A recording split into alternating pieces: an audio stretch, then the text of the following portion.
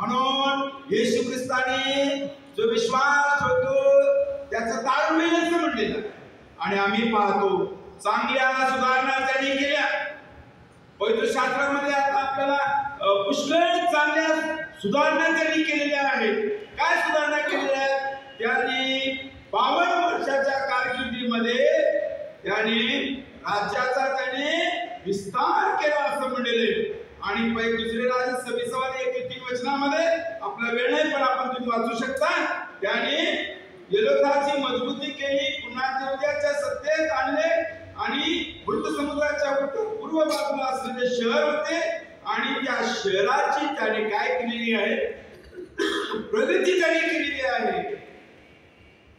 लोकांचा विचार या उजिया राजाने केला, लोकांची गैरसमज होऊ नये विकास केला, लोकांच्या ज्या गरजा होत्या त्याने त्या भागवलेल्या आहे आणि आज जशा प्रकारे उजिया राजाने प्रगती केली तशाच प्रकारे प्रत्येक मंडळीचं अध्यय कर्तव्य आहे की मंडळीची उन्नती व्हावी।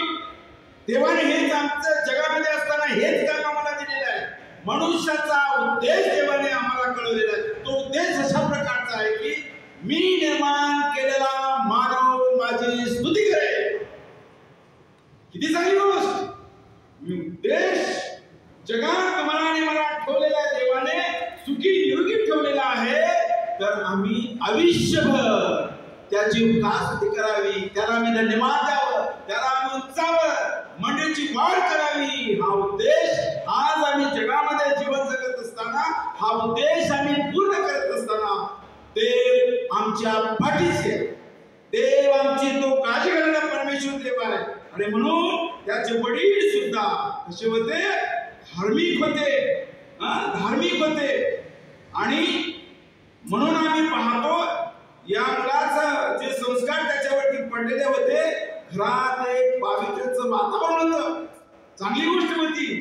तशा प्रकारे घरामध्ये आम्ही प्रार्थना करतो, भक्ती करतो, देवाला धन्यवाद देतो, या सर्व गोष्टी आपल्या कुटुंबावरती बिंबवल्या जातात। लेकर आपले धार्मिक होतात आणि म्हणून आम्ही पाहतो दुसरी त्या 26व्या अध्याय आणि 4थ्या वचनामध्ये देवाचं वचन आम्हाला सांगत आहे त्याचा बाप अमस्या याच्या एकंदर वागणुकीस अनुसरून परमेश्वराच्या दृष्टीने जे नीट तो करी असं म्हणते।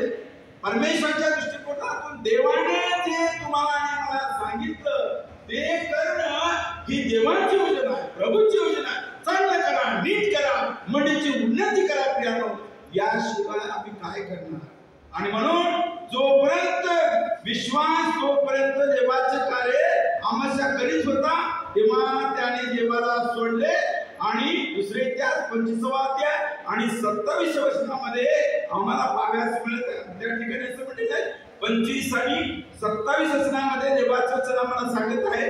त्या ठिकाणी असं लिहिलेलं आहे अमस्याने परमेश्वरास अनुसरणाचे सोडून दिले तेव्हा